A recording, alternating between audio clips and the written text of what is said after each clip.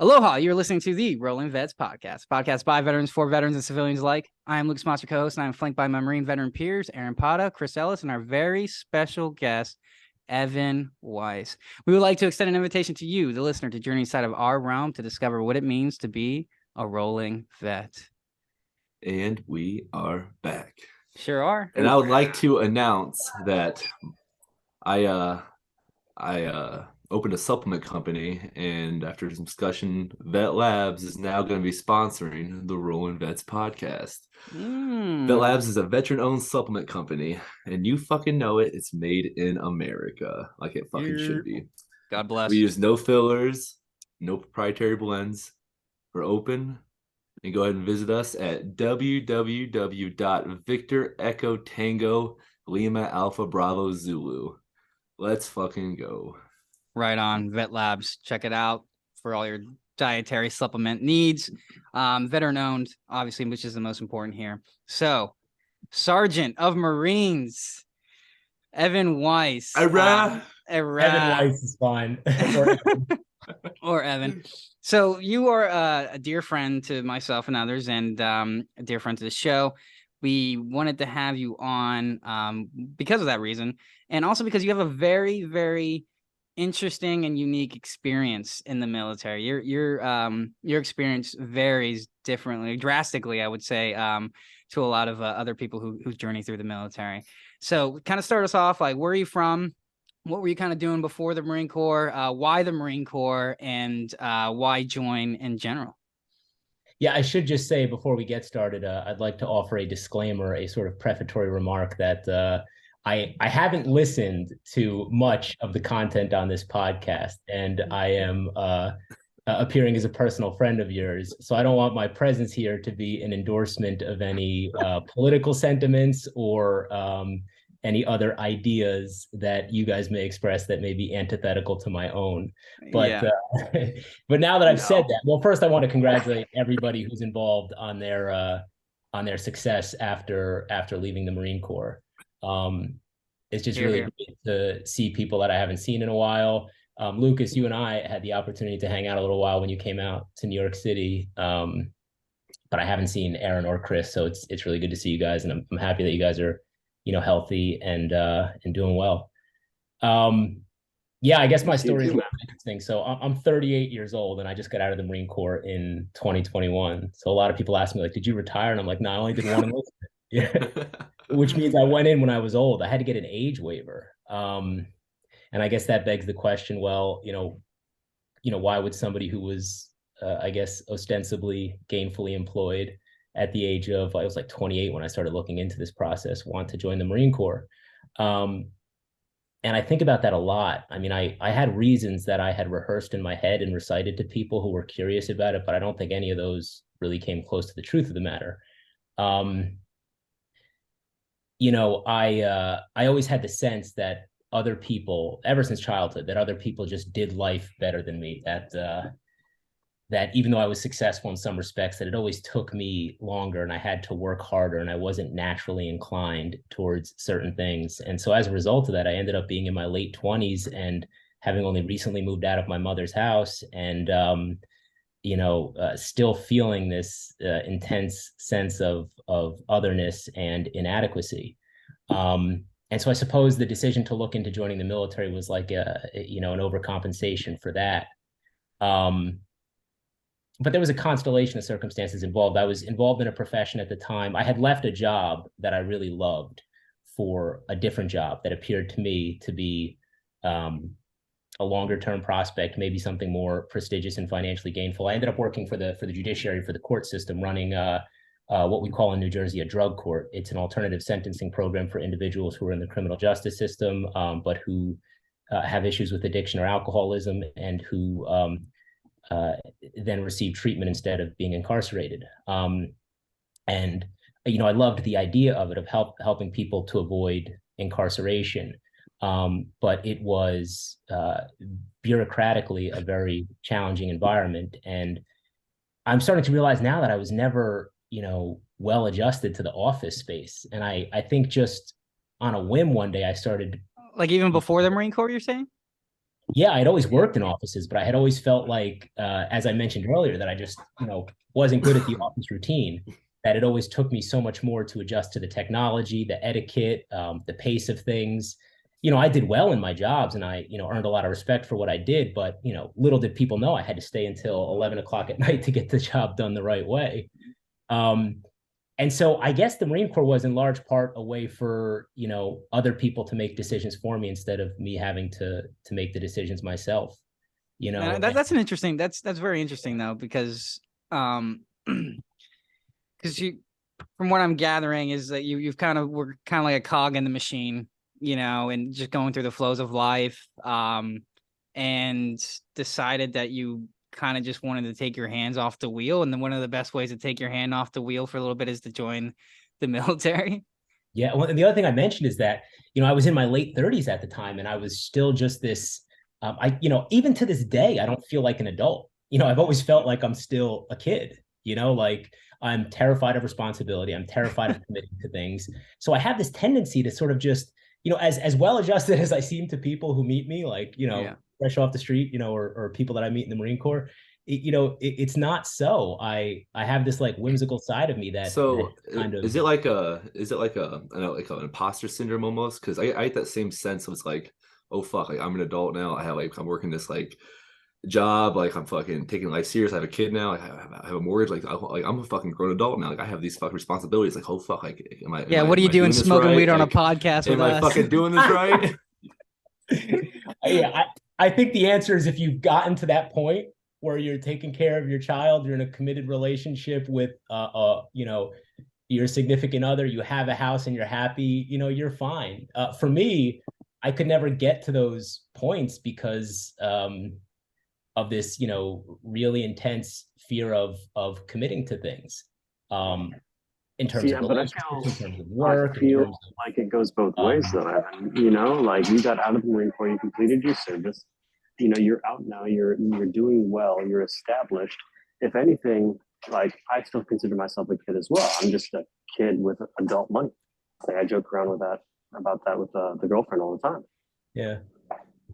Yeah, no, I mean, yeah, I mean, listen, I'm not under the delusion that I'm doing, bad.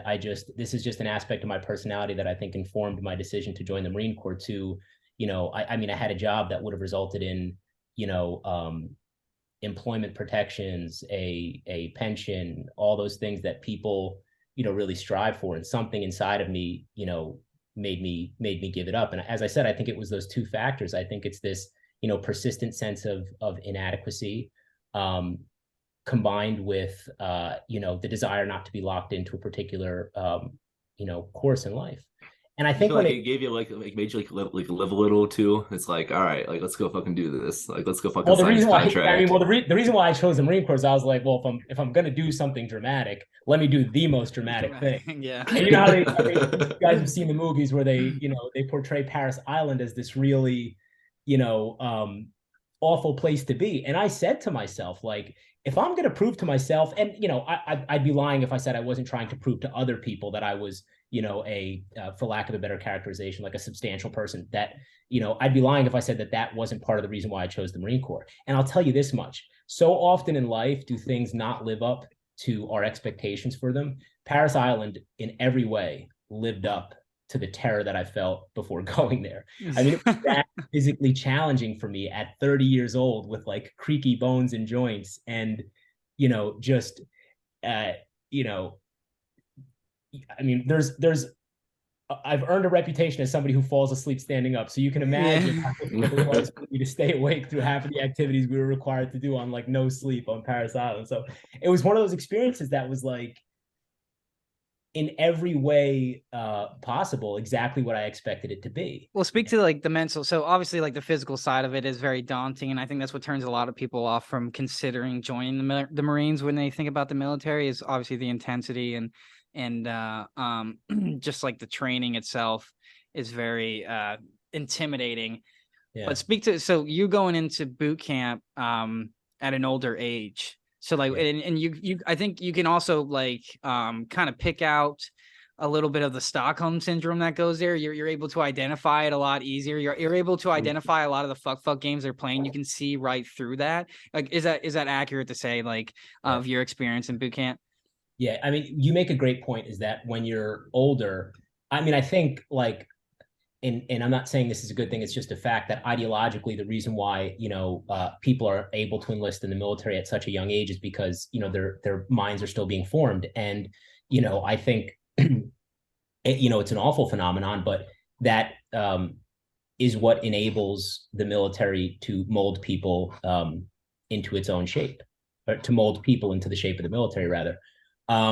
Going in at 30 years old, I had enough experience in life to know that things go wrong more than they go right. So activities that other people just assumed were safe and that other people were able to approach, with a very stress-free mindset without catastrophizing the situation, I went into just totally shocked and awed and terrified.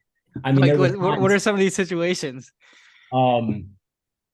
Well, I mean, the most obvious one that comes to mind is the Crucible. Like, it's built up in your mind as this, thing that's supposed to prepare you for the most extreme situation you might encounter. And whether that's true or not, that's the impression that they give you. And so that terrified me. The other thing, believe it or not, was the obstacle course, because I'm not a strong person. Like, I'm like a feeble individual. Like, I don't lift a lot of weight. I don't, I can barely lift myself up. Hey, Vet Labs, bro. I got you. Good plug. But I remember when I met my recruiter for the first time, I did, I thought it was 3 pull-ups. He told me not one of them counted. I remember it took every ounce of strength that I had in my body to do those pull-ups. I was morbidly overweight until 3 years before I decided to start joining the Marine Corps. So this sort of physical exertion just wasn't.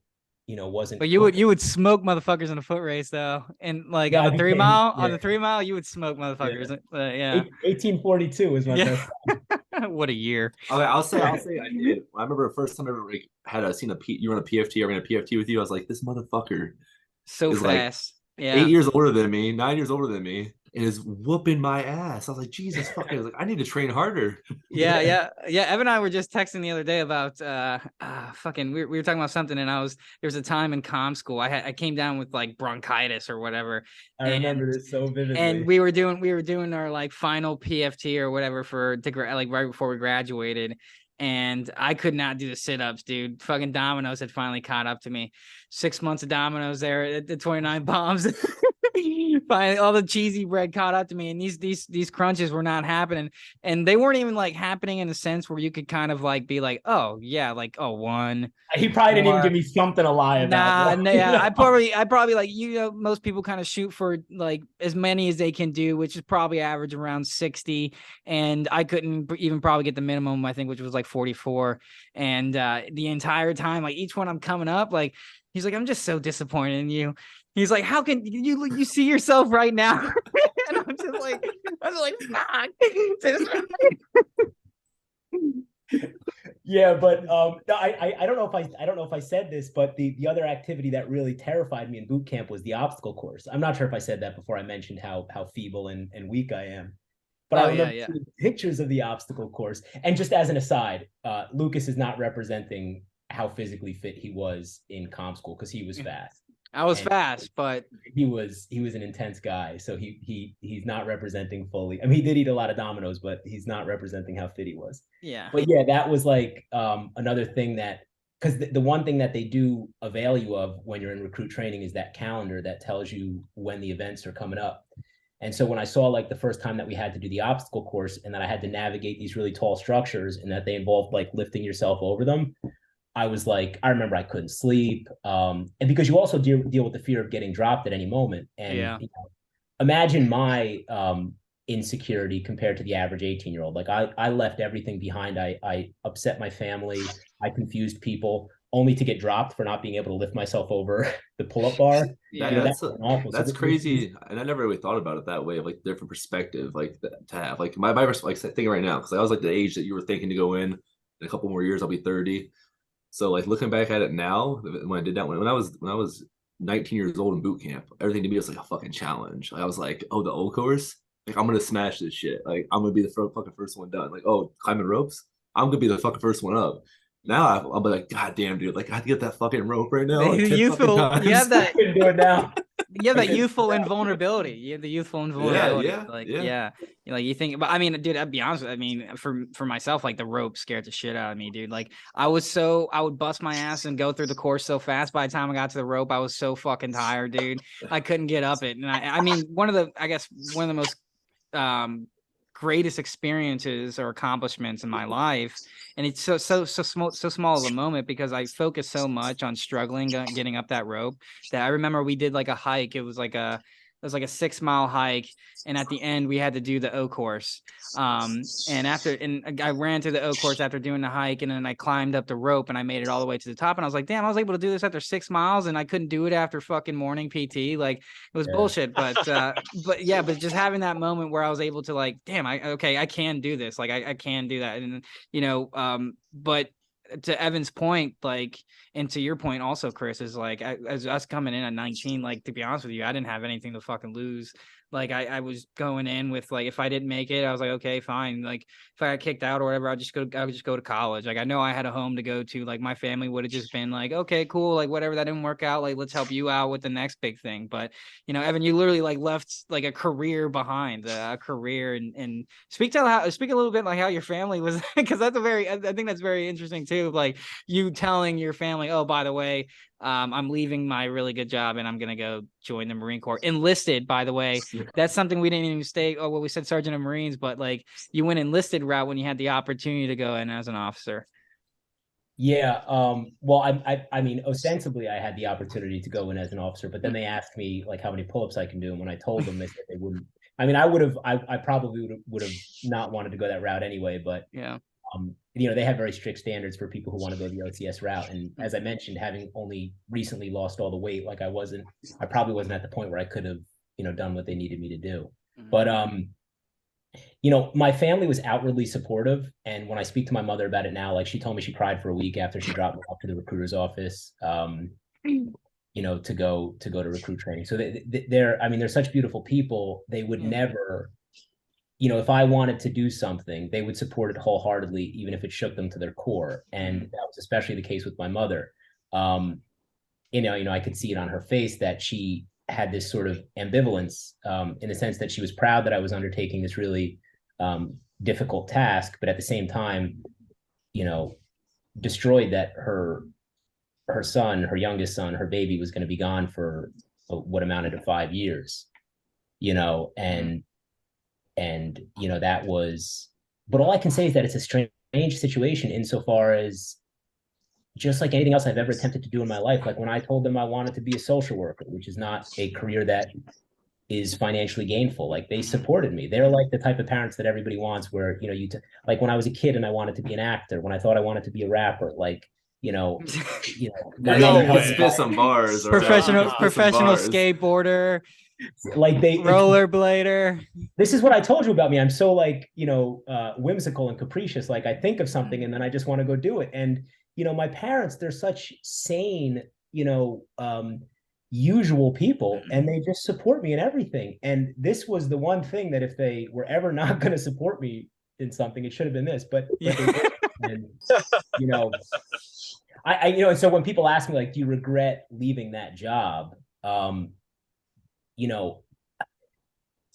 No, I don't regret leaving that job, because, and I don't even believe in that question. Like, do you regret, this phase of your life? Because if I were to say to somebody, I wish I didn't do it, then I wouldn't know some of the people who I consider to be my closest friends. Like, I mean, like the text messages that I exchanged with some of my closest friends from the Marine Corps, as strange as this seems, like, sustain me. Conversations that I've had with fellow Marines have, made all the difference between a good day and a bad day. And you guys gave me like almost like a second childhood. I was a bookworm. I was, in a lot of respects, I mean, I was always ebullient and outgoing and outspoken, but in a lot of respects, I was very sort of socially reclusive. And, living with you guys in the barracks, I mean, learning about like, I learned, like, I had never, I'm not on TikTok or anything, but I had never Yeah. seen TikTok. I had never seen Snapchat. I didn't listen to half the music that I listen to now before I met like you, Castaneda, Garcia. Like it was like, Shout out to those guys. shout out to those. Yep. Lupercio. I mean, Yeah, the real homies. Yeah. I developed like, I wouldn't say an alter ego, but a totally other persona. And I had cultivated so many like new interests. And, most importantly, I think, and if my lifelong friends see this, they'll probably raise an eyebrow at this, but you develop an intimacy with people in situations like, like we living in the barracks, being deployed together, sleeping in the same tent together for 3 weeks while you're in the field. You develop an intimacy that's totally different and more intense than the type of intimacy that you have with people who you've known your whole life. Yeah. And so one thing that I regret about myself my whole life is that I've been a very self-absorbed and selfish person. And I mean, I've always shown up for the big things. Like if anybody's ever needed something from me that was critical, like I'd always be there. But being in the military and developing those sorts of relationships, I think helped me be more generous in the moment, be more intimate in the moment, be more, loyal and considerate in the moment. And don't get me wrong, Lucas, better than anybody that there were laughs in that. Like, we had fights or whatever. Yeah. But We almost actually fist fought. yeah. We gotta tell that story too. But like I like to think that this new aspect or this evolving aspect of me has been tested, but like I really would do just about anything for the friends that I made in the Marine Corps, and it has nothing to do with the Marine Corps. It doesn't. Like, it's not esprit de corps, it's not patriotism, it's not any of that. It's just that, these were people who you could not, like, you think about how you are with your friends, right? Yeah. You hang out with your friends in college, right? Like on the weekends. You go about your lives on the weekdays. When you were a high school student, you see your friends during the school day, and for the most part, like, maybe you go out to eat after class, but then you go home and you have a different, more private life. It's not like that in the Marine Corps. You, for the most part, are 24/7, at least during the initial phases when you're junior Marines living in the barracks. You're like 24/7 with these people. Yeah. Yeah, and you can't, there's no escape. No. Was that your guys' experience too? Absolutely. Yes. No matter what, I would say, well, I never made it past E4, right? So it was basically junior Marine throughout. And I always lived in the barracks, never got married, didn't move out. So yes, who you were with is who you were with. And that was it. And, I remember sharing three guys to a room, no matter what, like in a way they became your escape, like you got to know so many details about these like individuals that you could recite them even now, 4 years after, 2 years after. Yeah. And I love the point where you get that homie, like your barracks, like your roommate and shit. And like you get to the point where you guys are like comfortable as fuck around each other and like just know fucking everything. You hang out together, you go fucking chow together, you fucking work together and shit. Like you're just always hanging out. Like after work, you're going off fucking base to the fucking bar, getting some fucking drinks and shit together. Like that type of homie and like that type of like person, like your brother.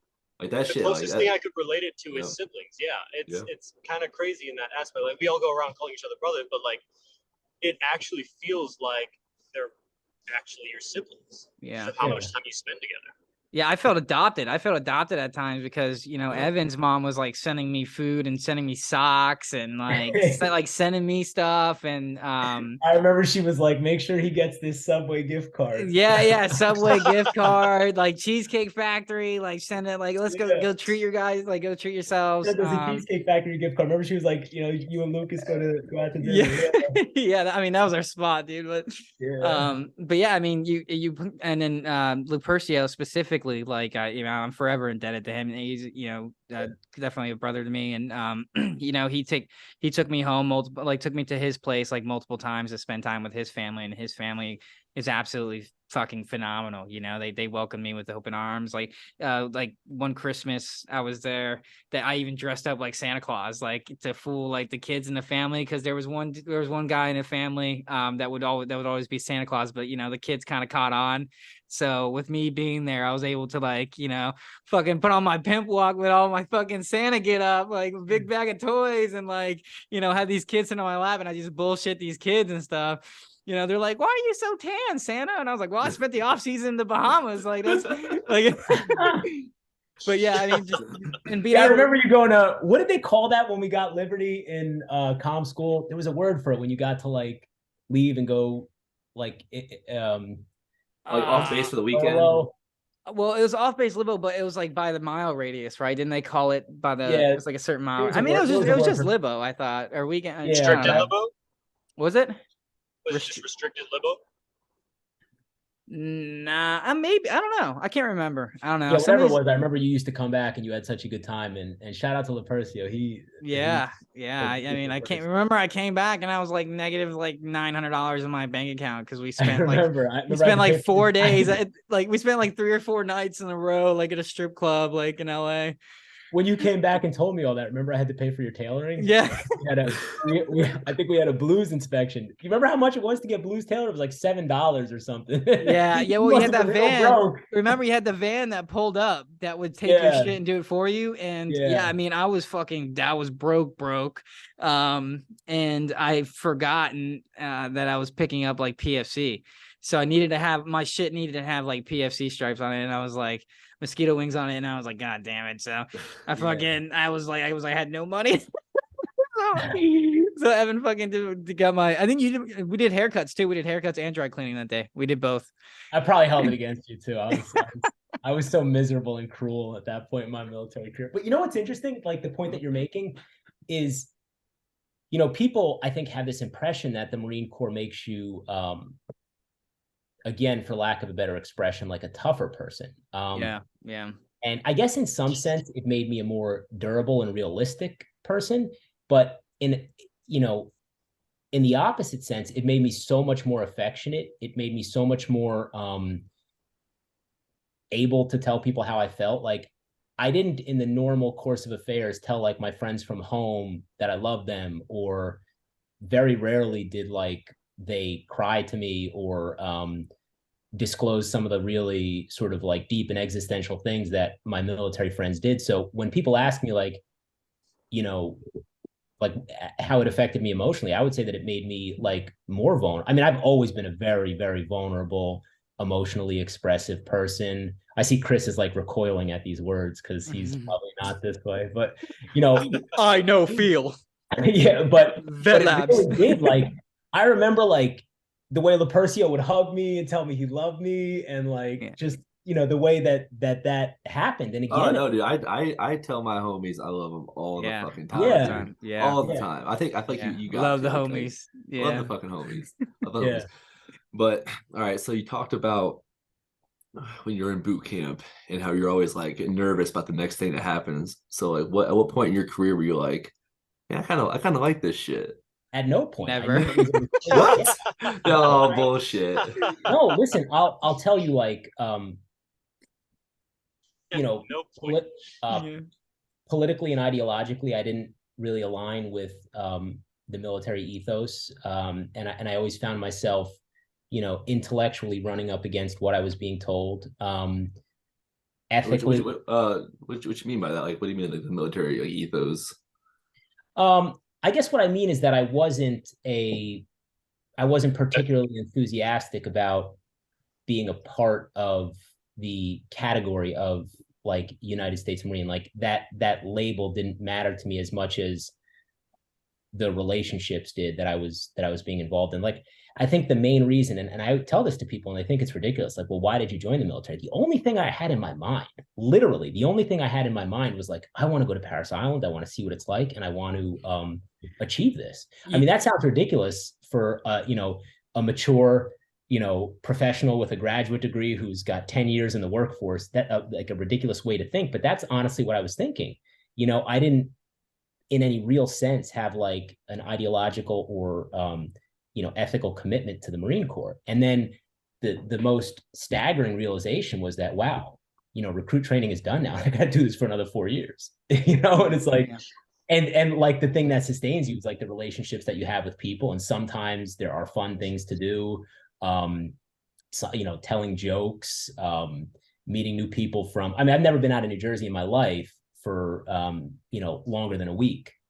And I probably spent less than a month in New Jersey during that 5-year experience, and I was meeting people from all over the world. So so you should have been a reservist, is what I'm hearing. yeah, I should have been, but that wouldn't have helped me accomplish my goal of untethering myself from the late capitalist competitive system, from the workforce. So you said earlier that your only goal was to go to Paris Island, but reservists would have suited you fine. But you had another goal. It was to get out of whatever system you felt trapped in. Yeah, I don't know if you were on when we were talking about that originally, but like I think one of the reasons why I joined the Marine Corps, one of the main reasons, was that I was looking for an excuse that would be palatable to other people and that would be kind of irrefutable, and that they really couldn't criticize. An excuse that was impenetrable to leave behind all of this stuff that I had achieved and acquired. And the military was kind of that. It was like, who can say to somebody you're making a foolish decision by joining the military? It's just not something that people often say. So I think that was my way of protecting myself from criticism when I decided I had had enough of the professional workforce and just wanted to do something different. And then the other thing I said to Lucas was that, I had always had this sense that I was in a lot of ways sort of inadequate and incapable of achieving substantial things. And so Paris Island was this, I had this reified image of Paris Island in my mind as like, this is like the ultimate thing, that if you can achieve this, you are like an adult, you are like a substantial person. You are a man. You are a man. And how do you feel now? Like, do you feel like you've achieved everything that it was you set out to achieve? I know that you said you're still struggling with feeling like you're an adult now. Is there any other steps that you think you should take, or do you think you've achieved everything that you set out to achieve and now you can move on with your life? That's such a good question, because I think that's something that I think about every single day. And if the Marine Corps, if the entire process of deciding to join the Marine Corps and then actually going through with it has taught me anything, it's that, I don't need to live with grand expectations of myself. For so long, right. I was deluded into believing that I had to achieve things that would be impressive to other people. And let me not be fake here. Like, there is still a lot of that involved in my persona, but I'm far more committed to doing things that bring me like aesthetic pleasure, that bring me like, intellectual fulfillment, that may not be financially rewarding, but that to me feel more substantial than having a good job and achieving these markers that are supposed to be correlated with success in our contemporary society. Absolutely. And honestly, I feel like that success, I'm sorry to cut you off, man. No, you didn't cut me off. I feel like that this whole like idea of success is like a social construct that we don't have to necessarily adhere to. As long as you are happy doing whatever it is that you are being feel that is fulfilling, who's to say otherwise? Nobody else runs your life. You're, at the end of the day, you're the person that has to look themselves in the mirror and say, damn, I feel good about myself. And, whether it's financially fulfilling or, whatever, that's a bonus. It lets you live a life that's less worrisome, less like, I don't know where this is going to come from. But it doesn't mean that, you should get or sacrifice your values, your ideals, what makes you. That's something that's something that actually the Marine Corps taught me. Like, the entire experience, realizing that what you desire is next to never what you're actually going to receive, taught me to be more insisting about, how I want to spend my time, what I want to do with my days. Like, I get so much enjoyment. Like, Lucas and I, we probably don't talk as much as we did when we were in the Marine Corps, but like, I mean, definitely not. We were roommates for a long time. Yeah. But I get so much enjoyment out of talking. We talk a lot about Shakespeare. We talk about journalism. We talk about writing. We talk about academia. Those are the conversations that I want to fill my life with. But for so many years, like in my young adulthood, those were ancillary. I thought that those were things that I could do when I had free time, from being a competitive member of society who was trying to obtain a job. And I mean, Lucas has seen my apartment. I live in one small room. Yeah. You know, and this is more than enough for me. He sleeps on the floor sometimes. I sleep on the floor. Yeah. A real fucking warrior monk. Hey, it's No, better I've got- than sleeping in I've- the fucking jungle, right? Yeah. Hey, just like a good sergeant, I gave the corporal my bed. When Yeah. I did, Chris. I slept on the floor, man. Yeah. Happy to do it. I mean, but I think you bring up a good point, and when you were kind of talking about it, I had just finished A Farewell to Arms by Ernest Hemingway, and I think if anyone is, I think veterans especially are interested in really getting into literature and stuff, and someone that can really talk to you in a way in which you can understand, and if you read it and kind of really interpret it in a way of just like raw emotions and kind of really compare it to your own personal experiences in the military, I think Hemingway will really speak to you. But like kind of like Hemingway's books usually take a course over like a couple days, right? Or, you know, maybe a couple months. Like their novels are not of spanning over years. And it's usually you have a macho man who's gone through some very traumatic experience, or is currently going through a traumatic experience, and he usually falls in love, the most powerful passion of all, right? People argue that love can transcend, you know, time and space, because that's how powerful of an emotion it is, right? And so you throw all those metaphors in there for basically the inner turmoil that veterans go through on a normal basis, and how like you could take this thing, we really value time, and we value these emotions and stuff, and in the rawest forms of them, because of the experiences that we had.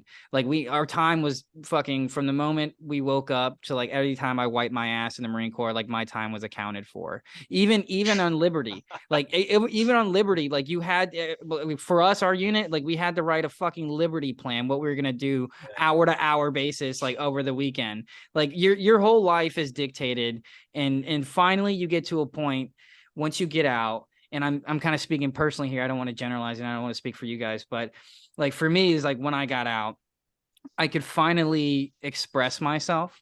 You know, like you can't really express yourself in the military, you know, especially with uniforms. You can't even get as many tattoos as you want, or piercings, or whatever, whether it's biologically, like whether it's biohacking, or whether it's like speaking your mind, or just having time to do things that you enjoy.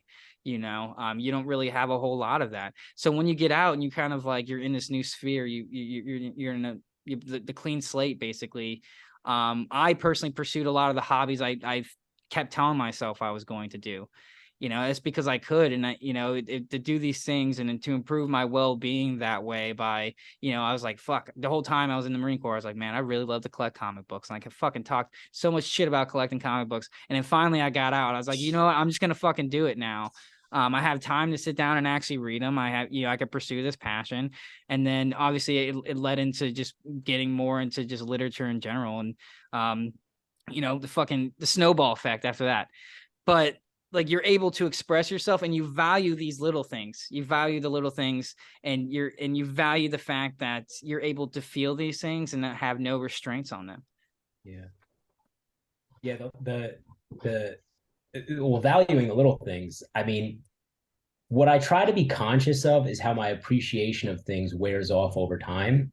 I know when I first got out of the Marine Corps, I wanted to do everything that I couldn't do while I was in there. You know, I wanted to read every book, savor every moment, talk to every person. And, you know, as time goes on, you forget what that experience was like, and you start to take for granted the like quotidian aspects of life, or the seemingly insignificant aspects of life that like really amount to your entire biography, you know? And so, I mean, that's where I'm at right now. Like I just,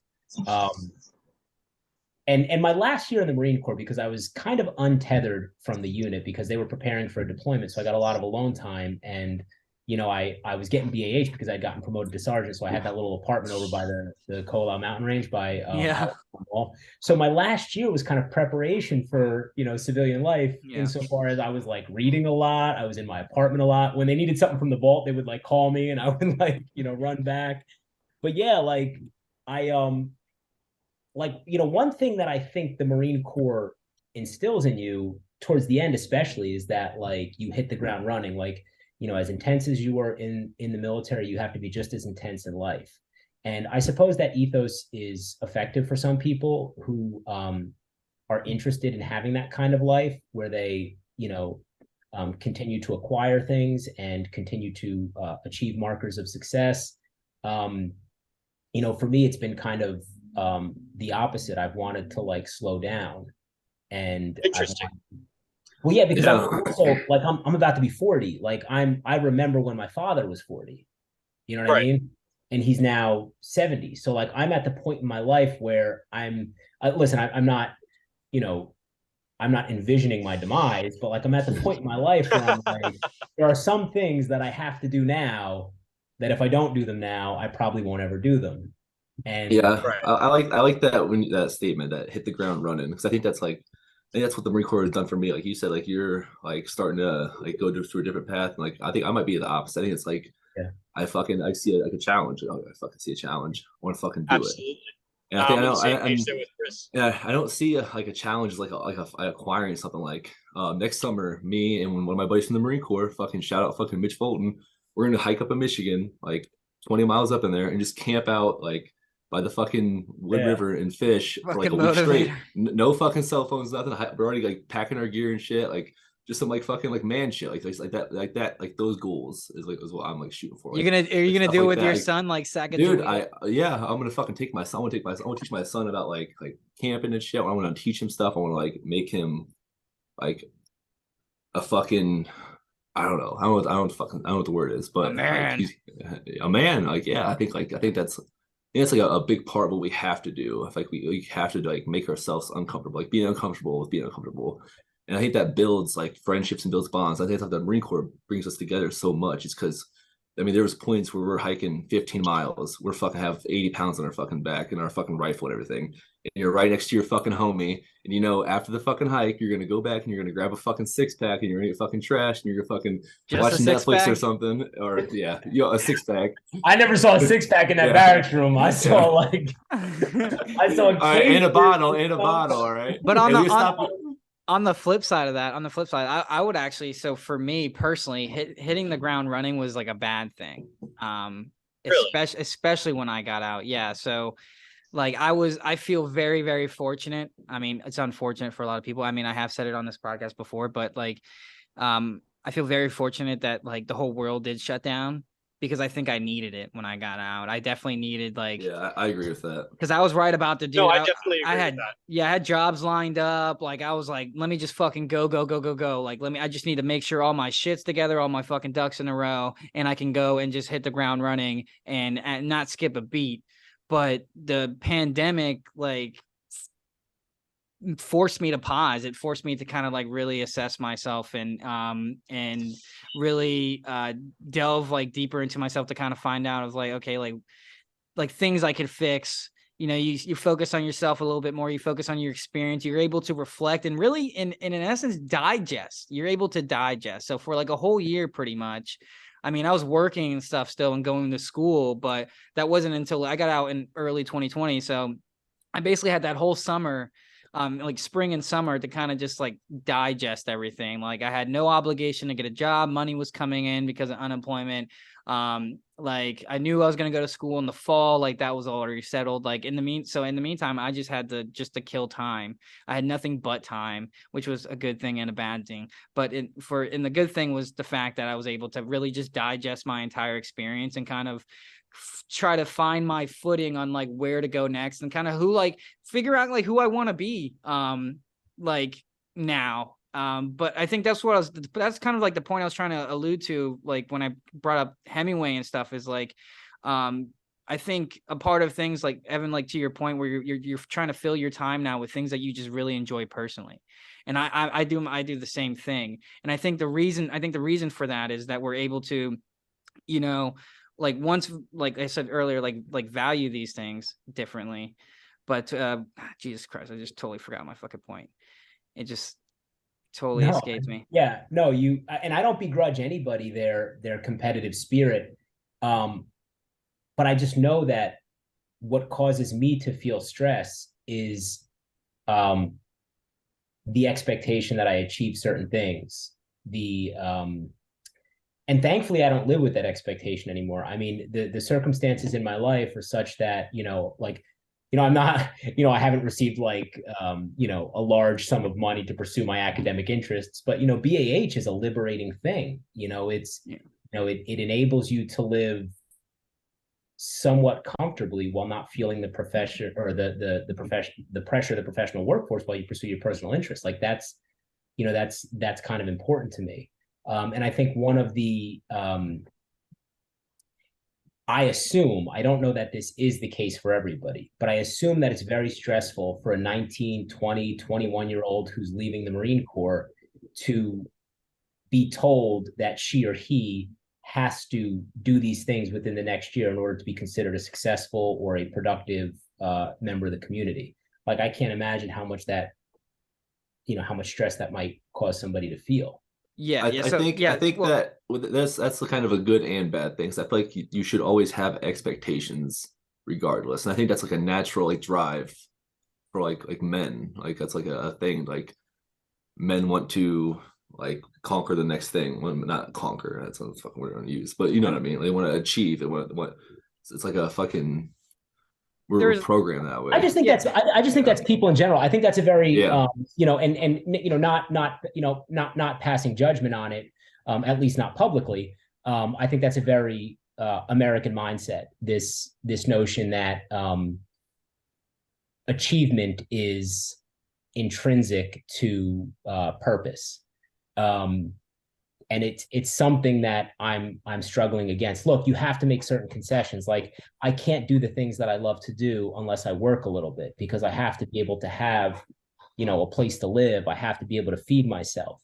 But one of the reasons why I don't have a family at this age, I think, is because, my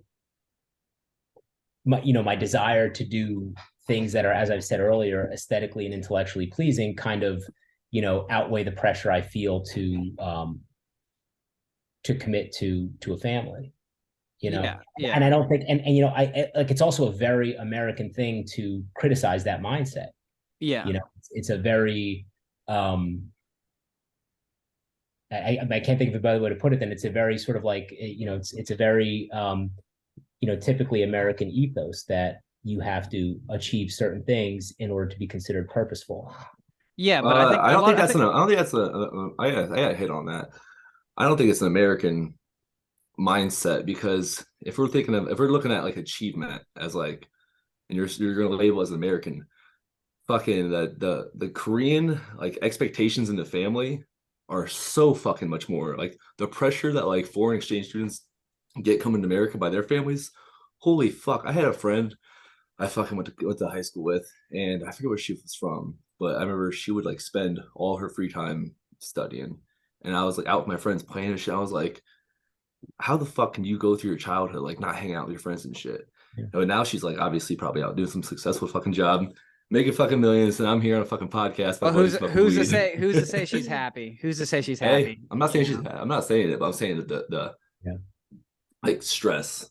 Yeah, but I think a lot of this stuff like roots comes like the root of it all, and like we brought up expectations. We brought up like kind of like who we wanted to be when we got out, and like what we wanted to do with our time. I think a lot of that stems from like, and this is my point that I forgot. Luckily, I fucking wrote it down as soon as I remembered it. Is identity. Is like that's like you kind of, because you were put through so much, and this is how I was going to relate this to Hemingway, because you're put through so much turmoil and stuff like that. Like you kind of discover your like identity, like who you really are. Like so but there is sort of like, you're gonna kind of go through sort of a crisis when you get out. But at least I think at your core, you kind of feel like you're still capable. Like you're like, okay, this is a new challenge, but I've faced challenges before, right? You kind of have an idea of like who you are as a person and like your limits. So I think you have a better self-awareness and a better self-identity going into like the civilian life and handling those expectations.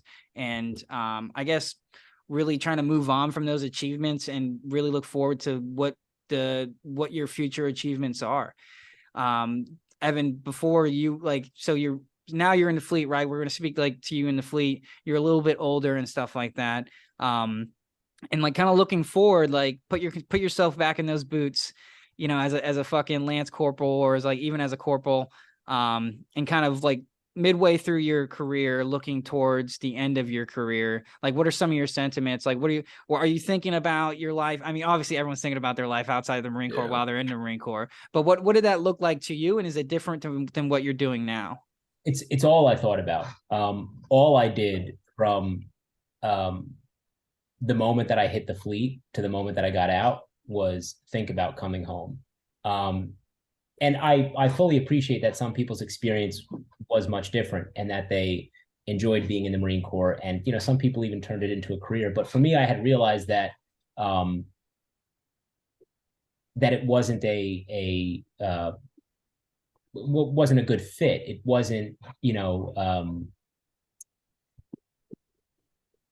it wasn't at all in line with my personality to be a Marine. Dude, And you were so- one of the fucking coolest fucking corporals, bro. I always loved it when you were fucking around, dude. You're always just cool as shit. Yeah, I remember. Well, I mean, because I mean, that's the only way that you can like really survive is just being, you know, It's like, likable. Weiss, hit the freestyle. Hit the freestyle. Yeah, stuff like that. Frankie Bank rolls. Yeah, but I remember from very early on feeling very uncomfortable in that institution. And this goes back to the point that I made earlier that ever since childhood, I have felt, you know, sort of just different than everybody else. I have, you know, felt kind of alienated and lonely, I guess. Yeah. And the Marine Corps, in a lot of ways, exacerbated that sentiment because, as I mentioned earlier, like I didn't expect all the things that came after recruit training. So I was hurled into this profession and I didn't know anything about it. And like the quietest kept secret, you know, in 3rd Battalion, 3rd Marines is probably that Lance Corporal and Sergeant Weiss really wasn't good at his job. Like he just didn't know what to do. Like you put a radio in front of me and like it's bullshit. You were good at your no, job. I mean, there were things that I was good at, but for the most part, I mean, I used to marvel at people who could figure this stuff out. Just, you know, like you, Lucas. I remember in comm school, like there were things that you internalized and you were able to do that. I was like, when did they teach that? How does he do that? How does he know that? There are things that people knew intuitively that, you know, I couldn't grasp, and that was my experience throughout the Marine Corps. And you said something very prescient one time, or very insightful that I still think about this to this day. You said your age is your rank. You know, a lot of people treated me differently because I was older. I mean, there were gunnery sergeants who were younger than me. So I think they felt the pressure to kind of overlook things that I wasn't good at. Yeah. You know, and I remember getting out of the Marine Corps and feeling like in a lot of ways, I wish I would have done better. I wish I would have tried more or tried harder and knew more. But why is that? Why do you feel that way? Like this just turned into a therapy session, but yes, please.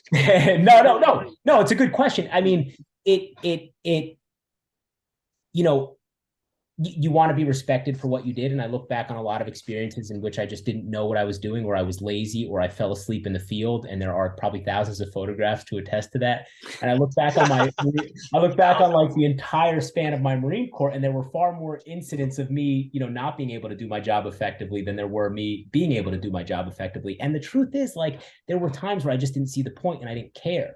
You know, as I said, after I completed that first, you know, huge milestone of recruit training, everything else was just kind of like, I've got to endure this and then just finally get out, you know. And you know, I put up appearances to avoid getting into trouble. You know, there were, you know,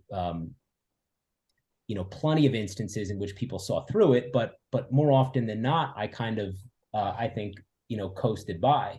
And you know, looking back on it, you know, if you were to ask me, like, are you proud to have been a Marine? I would say, like, I'm proud to have endured some pretty difficult circumstances. I'm proud to have, you know, demonstrated that I have the, at least. You're fucking proud. You're fucking proud. Capability to get through it, but there were, like, you know, yeah, and I'm not trying to be self-deprecating. I'm just trying to be honest. And you know, there were a lot of, like, I was so thoroughly impressed by the people around me, you being one of them. And you knew, Lucas, that you were like intuitively good at this MOS that we were assigned. Like you knew what to do. Like you were setting up HF antennas without any practice the first time we went to the field, you know, and you know, probably weren't recognized as much as you should have been for it. But like, you know, and again, I'm not trying to be self-deprecating. I'm just being honest that I never felt as though I was very good at the job.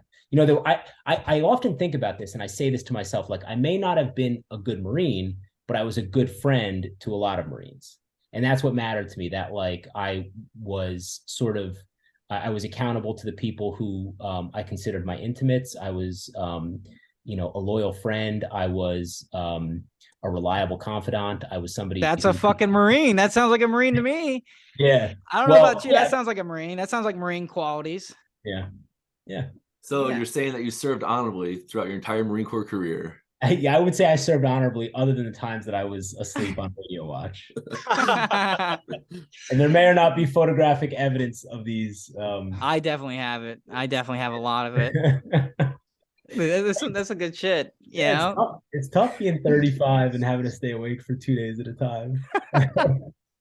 But you know what's funny is the image that's playing in the back of my mind is Corporal Bartle, who was my senior Marine. He's the person who introduced me to Lima Company when I love this. I love this story. He trained me. Well, I don't know what story you're expecting me to tell. The one with the HF antenna, the sloping V. Oh, okay. Yeah. Oh.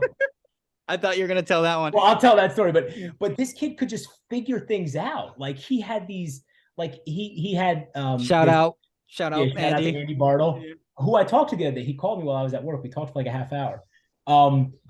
But he had this ability to just figure things out. He was like you in the sense that he was like, you know, technologically adept, like, and he was also like able to construct things with his hands. Like if we didn't have what are those connectors that we needed? The elbow connectors. Yeah, if we didn't have an elbow connector, he could like furnish one out of like the materials in his main pack. This kid was incredible, you know, and I wasn't like that. And so this was like the city meets the country when him and I were paired up to provide comm to Lima Company. Like the Pauly Shore movie. Was the Pauly Shore movie where he did Know Me Now or something? No, the one where he goes to the ranch. Oh, I don't know. I'm not sure. But it was, if it was an instance in which somebody with no technological or like, you know, ability to construct things meets somebody who can like, you know, build a radio out of a milk carton, then I'm sure that's the analogy. But yeah, no, the first time we went to the field, this is the story that Lucas wants me to tell. The first time we went to the field,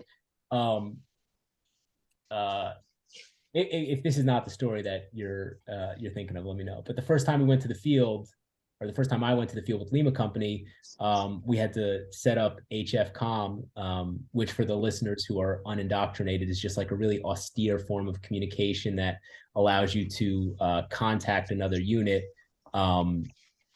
you know, with a lower likelihood that you're going to be intercepted. Like it's not via a satellite or a ground signal; it's via like an air signal, I guess, right? Well, yeah, it's longer distance. Longer distance. So it's like for 50 plus miles.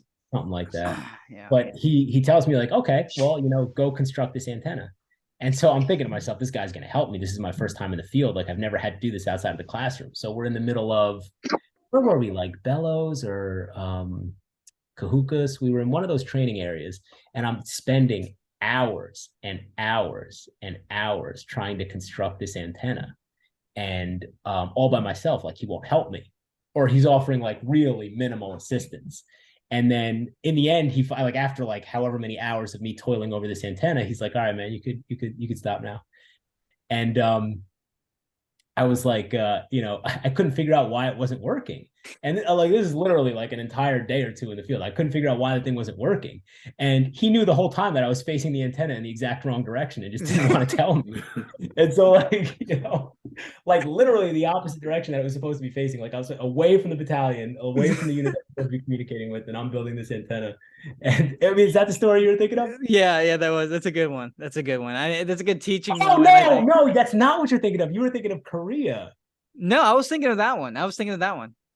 Oh, okay. Yeah, there was another time where I set up an antenna in I think we were in Korea. I set up an antenna, and I kept trying to communicate with him, and I would call him on alternative forms of communication to see if he had his antenna up because the communication wasn't going through or whatever. And he's like, yeah, I got it up. And I was like, oh man, I must be doing something wrong on this end because this guy knows so much more than me, and the antenna isn't working. And so like finally, maybe like a week later when we're both back, wherever we went to after that, he's like, oh yeah, I would just take it down at like 12 noon or it's like, and I was like, I was trying to communicate with nothing. Yeah. So, I love, You I know, love, that's fucked up, man. That's fucked up. I love good calm jokes though. Like good calm stories. Like they're fucking great, dude. I remember actually one of my first like memories of like Korea is when you guys landed after India Company had been there for a little bit, and I remember like standing next to your like gunny and stuff, and you guys had like lost an SKL or something, had like misplaced an SKL, and you were fucking panicking and shit. Who, me? Remember me when I used to panic? Yeah, dude. I mean, so that's the whole lap, like that story where we almost fist fought. I'll tell that story right now. The story in which we almost fist fought is about like lost gear. So no, it wasn't about lost gear. It was about stolen gear. Stolen. Okay. Hear me out. Hidden gear. Okay. Well, to me, it was lost because I like myself and Thomas Morrison represent shout out. Jesus Christ. Yeah, Jesus Christ is right. Like shout out fucking Morrison. Love you, homie. So we if you're in a line company, so if you're a radio operator and you're in an infantry company, like you basically have the best of both worlds. You don't really have to do all the things grunts do, like all the stupid shit, and you don't really have to do all the stupid shit that the S shop does, like the communication shop does. So you kind of just get to pick and choose like where you want to be at any given time. So Morrison and I, probably to get out of some stupid India Company bullshit, we show up to the shop, right? We show up to the shop, and I just see I see Evan in just like, boots and utes, pacing like a madman, like pacing like a fucking madman around the shop. And we ask like some of the other guys that are there, we're like, some of the other company guys were there too. We're like, so what's going on? And like, and then I think I can't remember who hid the laptop. I just know that we did not hide the laptop. So somebody had hid a laptop and fucking G-Tac. Someone hit a G-Tac. And so Evan was like, Bartle wasn't even there, but Bartle gave you the order to fucking to get the accountability of all the gear. And so you had to let him know that all the gear was up, and you didn't want to tell him that a fucking G-Tac was missing. So that was like, you're going to PTA. Yeah, because you guys are right about the go on the field. I think everyone was right about the go on the field. That's probably why we were there. But so you're like pacing around the comm shop, back and forth. And at this point, I'm just everyone's kind of like cracking jokes, but I gotta get mine. So I started poking the bear, like just started fucking, hey, Weiss, where's your laptop, buddy? Where's the G-Tac? Just like stupid shit like that. Like, hey, can I borrow your G-Tac? Weiss, like stupid shit like that. And it just got to the point where he just snapped on me and was like, he's like, if you want to fucking talk shit, we can fucking take this outside. And I was like, well, I'm not gonna say no to this. And I was like, fuck, I was like, fuck you. I was like, I'll drop blouse. We both went outside. We squared up. We literally squared up, and then fucking like Arco, shout out Arco, shout out Charisma. So Arco and Crizzy fucking start running out. They're two little short asses fucking start running out, and they're like getting between us, and they're like, what the fuck are you guys doing? You're brothers and all this shit. And we're like, no, I want to fucking kick his ass. Like, we just want to fight right now. I was under the impression until 2 minutes ago that you stole my G-Tac. I didn't know that you weren't involved in that. I'll have to ask Maury. I don't remember stealing it. I remember because I was like antagonizing you so much that you believed that I had stolen it. That's probably what it was. Yeah. I mean, that just speaks to like the intensity and like, when I say that I wasn't suited to be a Marine, I mean that my my anxiety was on. Oh shit, the police. Oh, hey, Pata. Come back, guys. So you say your anxiety was like, my anxiety was on go from the moment that I like stepped foot on Paris Island to the moment that I got out on, January, whatever, 2021. And that was one of those instances in which I remember the details pretty clearly. Bartle was in corporal's course, and this was actually the preparation for the field op in which the antenna story took place. And I remember we were going to PTA or something. He's like, yeah, you got to get all this stuff ready because I'm in corporal's course. And, I mean, I look back on that stuff now and I'm like, I don't care. Like, why did I care so much about that? But in the moment, it was just, you fear like, and that's another aspect of the Marine Corps that I was hoping to discuss. That, you know, one of the things that you don't really shake is the constant cloud of dread of punishment. Oh, yeah. Yeah. And mass punishment too. God damn it. That's the worst. It's like I didn't even do shit wrong, but I'm still getting punished for it. Like, come on, I remember feeling like incredibly nervous every time I walked into the PX or into like the food court or into Just chow hall, like anywhere. chow hall, pick a place, you know. And I was telling some friends at work the other day that I think my tendency to like to over prepare, to be meticulous about like I iron 4 outfits every night for work the next day. Like I, you know, unconsciously, these are habits that I developed in the Marine Corps to avoid, you know, squabbles with my peers or to avoid being, you know, punished, you know, by a higher ranking person that I just, you know, haven't really shaken. And I think that's kind of like something that takes a while to wear off. And you're not always like acutely aware of it. You're just like, after a year or two living on a Marine Corps base, you just naturally fear this kind of low level of anxiety, or you naturally feel this kind of low level of anxiety everywhere you go, because, you know, pick a uniform infraction, or if you're not, you know, properly shaven, or if one thing that I often forgot to do was to remove my cover when I walked into the PX, if I was in like, well, either camis or civilian attire. And it's like, you know, I'm not sure if that's the case with other branches, but I was very hypersensitive to that sort of stuff then, and it's definitely been a part of my life as a civilian a little bit. Really? So do you? Okay, so I obviously wholeheartedly agree. I experienced everything remotely the same. You're constantly walking on eggshells, like whatever you do. And I would actually compare that to an experience. I think I talked maybe a little bit briefly about this on one of the episodes, but like you remember First Sergeant Moon? Shout out to First Sergeant Moon. He definitely doesn't listen to this shit, but he's a fucking G. But he was such an approachable guy, and him and I had such a great relationship. But every time, I shit you not, if it was his first time seeing me for the day, every time I'd see him, I can just see his fucking eyes do like this RoboCop scan, like just looking for infractions, before we even get into a conversation. Before I was like, yeah, I get past like, oh, good morning, First Sergeant, or whatever. It's like, as soon as I say good morning, First Sergeant, it's like, before he can even like acknowledge my existence, or just acknowledge me as a person, I guess, rather than just as a Marine. Which I get it, you know, it's like, it's the job, it's part of the job, but because of that experience, like someone I trusted, you know, or still trust this day, like with my life and more than that, like to even have that experience with someone like that's someone you consider that close to you, and you're constantly on edge because that's just part of the nature of the environment. Yeah, and actually, I remember going back I went to MCRD San Diego. So I live very close to there. And I remember I went there to play tennis with one of my buddies recently. And stepping back on that base, I got hit with like that dread, that anxiety again. I was like, yo, no way. Like, I'm out now. I'm free. But like, I was waiting because I'm a hairy motherfucker, right? I grow hair very quickly. And I remember so many times where I wouldn't shave for one day. And I'd go over to the PX, commissary, or whatever, and get my ass blasted. And I'd be like, this is so stupid. I got people who don't shave for 5 fucking days. They don't grow hair. Like, you did it. You did it to yourself. Oh, man. So, and now like going back there with a full beard, nobody says anything. I'm just like, yo, this is just feels weird. Yeah. You know, it's unnatural.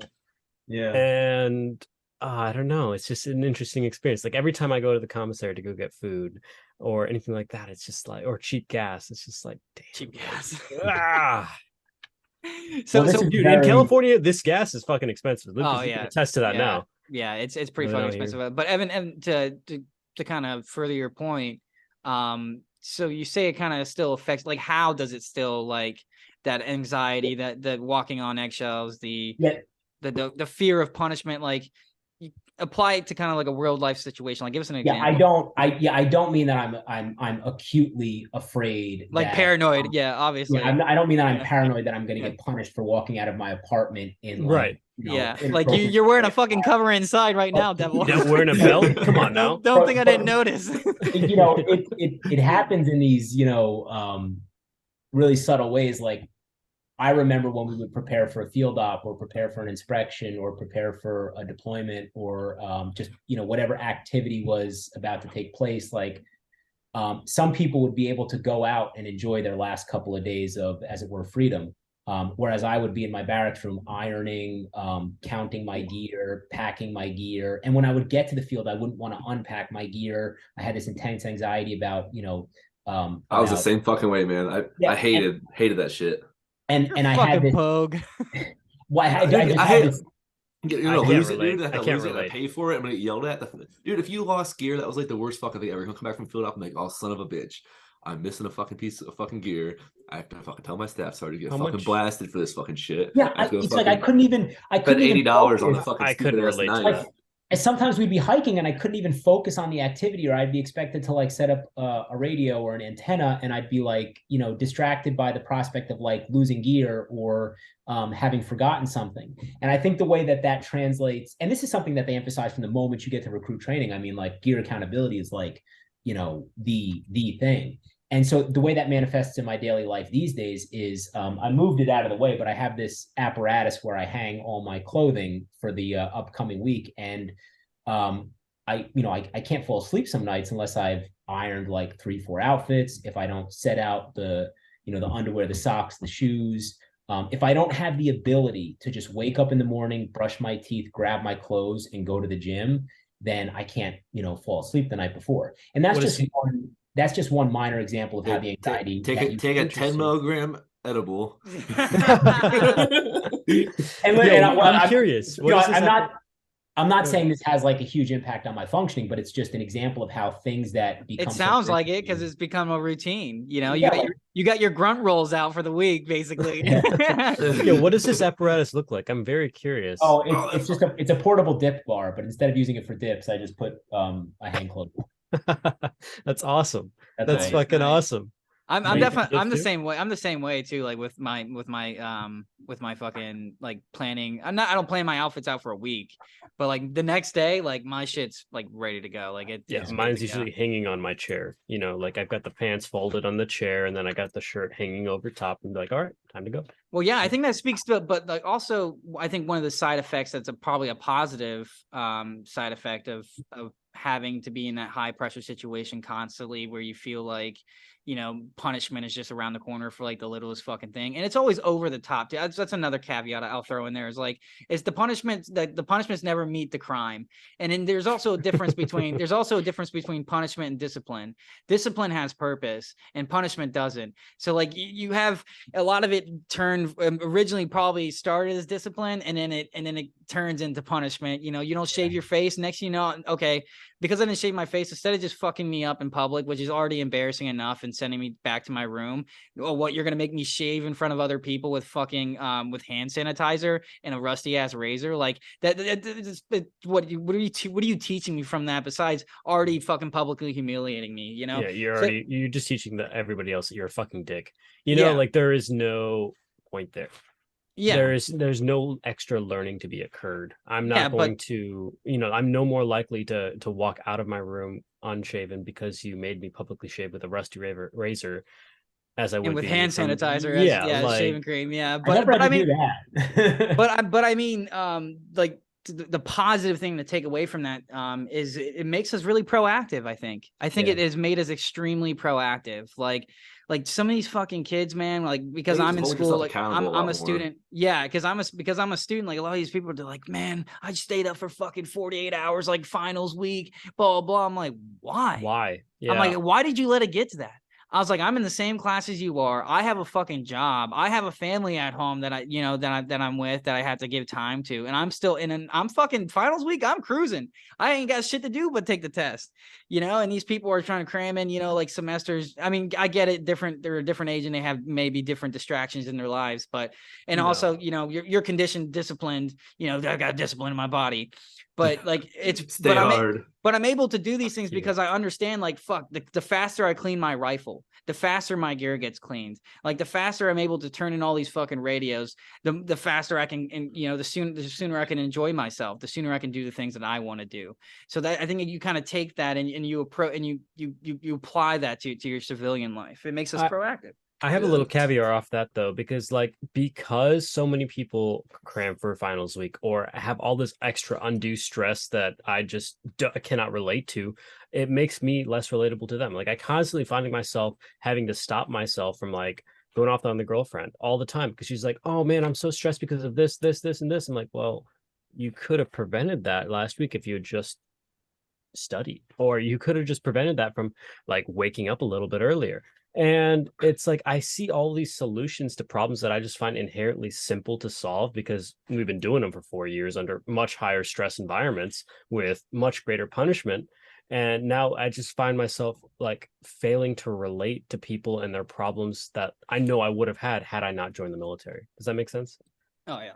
I don't know that I felt that I was able to solve them any better in the military than I was in the civilian workforce. I felt disorganized a lot in the military, and I felt that I fluctuated between like intense periods of fear and anxiety and like idleness. Would you call it disorganized or more like disoriented Um, or both? as I said, I think like, I just wasn't from the very beginning a good fit for the Marine Corps. And I think a lot of it had to do with my age. Like I didn't go through the period of indoctrination and acclimation that most people had gone through by the time they were 31-year-old Marines. I had just came in at 31. And so for me, it was very much so a shock. And as a result, every activity, every field op, every even backyard field op that we would do felt like a calamity. It felt like a really overwhelming experience for me. See, I was the complete opposite way. It was completely different for me. It was like, hey, this is a new adventure. Hey, this is where I can finally test all the skills that I've been trying to learn up to this point. And it felt like every single time we went out, I had something, I gained something and took something away from it, something that made me a better Marine or better overall at my job. So it I never saw anything as like, holy shit, I'm completely unprepared. It's like, okay, well, I didn't get this quite right. Boom, I'm gonna do this next time. And I would like that would be like small little achievements for me that then turn me into what I like to think is what I am today. You know? Yeah. And so for me, they were all little like learning steps. And I think that's most people's experience. And I think probably 90% of the people who go into the Marine Corps at your age come out with that skill set or that aspect of their lives having been improved. For me, that wasn't the experience. It's just... Well, yeah, and then I think Aaron brought up a good point also about like the things that you take away from it because of your experiences there. So like speaking on your experience as a whole, I think we talked a little bit about sort of like the negative things that we kind of take with some things that we struggle with, like while we get out. But what are some of the positive things that I was just actually going to pivot to that because I felt like we had gone, really dark with this. And, it's, I mean, it's not a pleasant experience, but there are, like anything else, lots of upside. Yeah, there's a silver lining to it. I would say that the most important part of the experience for me, and I've said this already, has been the friendships, the ability for me to learn again the way that I had as a child, how to be intimate with people, how to be affectionate towards people, how to be less concerned about reputation and appearance and more concerned about, substantively how I treat people. I think that was really important to me. And the other aspect that I think is really understated is that for 5 years, I was, to a significant degree, untethered from this chaotic, technologically obsessed, highly competitive world. And it allowed me to realize what my interests are and how I wanted to live my life. I knew that I would have to make compromises, that it wouldn't always be like in the Marine Corps where you get a check no matter what, and they give you a lot of money if you're a single sergeant living on his own. I knew it wouldn't be like that, but I knew that there was no way that I could go back to living the way that I had before, with this just ever-present feeling that I wasn't achieving enough, or with this just obsession with professional achievement and professional success. I really think in boot camp especially Lucas and I were talking about this, recruit training, boot camp, whatever you want to call it. Lucas and I were talking about this earlier. That's probably the last experience that any of us will ever have where our lives are not mediated by technology, entertainment, and cell phones. And you develop during that experience, during that 3-month period. I don't know if you guys had this experience, but I don't recall a period in my life as an adult, or at least not since the advent of cell phones and you know, the improvement of technology. I don't recall a period in my life in which I was so intensely connected to my own physicality, in which I thought as deeply and as personally as I did, and where I felt things, it's the word I'm grasping for, where I had an experience that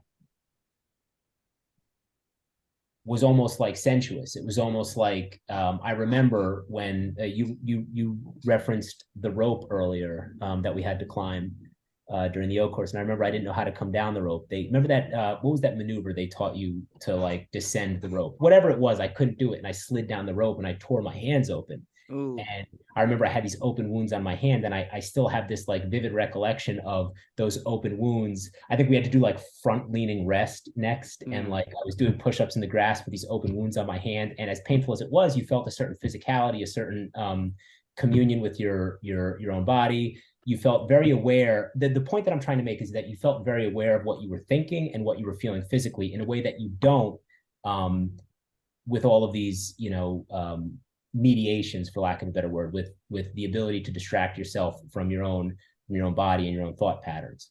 Not having a cell phone was like for 3 months that's probably inconceivable to most people. And that's why I think like these ideas that they have now about allowing people to use their cell phones in recruit training, not recruit training, maybe like other branches are allowing people to do that. I think it's a service because like it was such an intense experience for me. I can still visualize exactly how the back of the head of the person who marched in front of me during drill and recruit training. I can still visualize 30 inches back to chest, motherfucker. But these are things that I like, you just feel intensely when you're in there. And I remember we weren't allowed to have any reading materials. Obviously, they let you keep like a teeny little address book. And I tried to fit as many like, you know, poems and notes and addresses as I could in that before I went to recruit training, but that's all you had. Yep. But I remember before the Crucible, or before whatever that event was that prepared you for the Crucible, like you go and you like spend a day in the field or whatever, I had pilfered. Basic warrior training, BWT. Yeah. I had pilfered, and I got in trouble for it. I didn't realize I was doing something wrong, but I had pilfered a small pamphlet from the church. And it was like basically a collection of, it was a collection of like short stories and essays. It was a really short pamphlet. They were like religious in nature, which isn't my interest at all, but it was like something to read. And I remember during BWT in my sleeping system, like I took it out of my cargo pocket and I started reading it, and I got yelled at or whatever else, as a result of reading this thing. But I remember like the intense joy that I felt that I had this small, flimsy little pamphlet with words that I probably didn't care about on it, just something to read. Like, it's such an intense, and I keep using the word, but like unmediated experience that I'll probably never have again, because my apartment is surrounded with like computer screens, and I've got my cell phone, and I've got all this. But a massive bookshelf behind you. Hey, next summer, the UP, all right? We're going camping, all right? Yeah. Hey, thanks for the invite, man. No, but imagine that experience. Yeah, like, it's raw, just like your hands in that story. It's raw. Your experience is raw. You're experiencing these things, and I think I talked a little bit about this also. Is about like therapy, and like what therapy is all about. Is like you talk yourself through treatment, but like a good part of that process is like processing your emotions and recognizing your emotions, reappraising your emotions. But in order to do that, you have to experience your emotions fully. And I think in boot camp, you're like, to loop it back to identity. Your identity is stripped from you. Everything about you. You are not yourself. No, I don't agree with that. I take issue with that. That's like something like that's. I think too. So it's different from your experience because you had a better identity like before going into the Marine Corps. I think as young impressionable kids going in, seeking that turn into that evolution into manhood, I think that's part of like how I felt like, I didn't really necessarily feel like a number. Obviously they use your name, but like I didn't know like who I had an idea who I was, but I didn't know who I was officially until like afterwards, because no, I'd really agree with that. I'm sorry. Like, yeah, I genuinely thought whenever I went into boot camp, like, hey, I am literally just a number to them. 151782813. That's it. That was it. Like, I was That just a shit number remembered. in the system. Yeah, The man. IPI number or something? Well, Yeah. yeah. Yeah, I mean, man. I didn't And I'll fucking bleep that out of that. no, I don't give a shit, man. Bleep it out. But but the thing was, like, I genuinely thought, hey, I'm literally just a number in this machine. Whether I end up making it or not, the Marine Corps will go on without me. And I don't think I really came into understanding who I was as an individual and who I wanted to be until a couple years into the Marine Corps, until I started having a little bit more of that leadership forced onto me and realized, like, hey, just because I yell and scream loud at people doesn't make them do what I want, even though that's been ingrained into you and ever since boot camp. Like, being a leader is someone who can connect on another level with another individual, have them like reason with them have them do what you want them to do without necessarily ordering them to do it.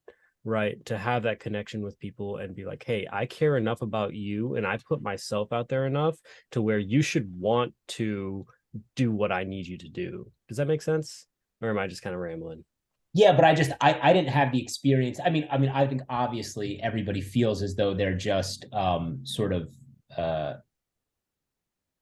as you say, a number. I mean, that is it's perspective, and I think your perspective was your personality was already formed, and we were still just forming ours. And the Marine Corps, like you said, it helped shape us to who we are. And I feel like that might have been a problem. It sounds like, because like you did, like the Marine Corps was trying to force you to be something that you just didn't want to fucking be. Yeah, no, I mean, I didn't feel forced. I always felt like I had. I mean, there were no instances in which I felt totally ethically compromised by what I was being asked. Yeah, I'm not saying that. No.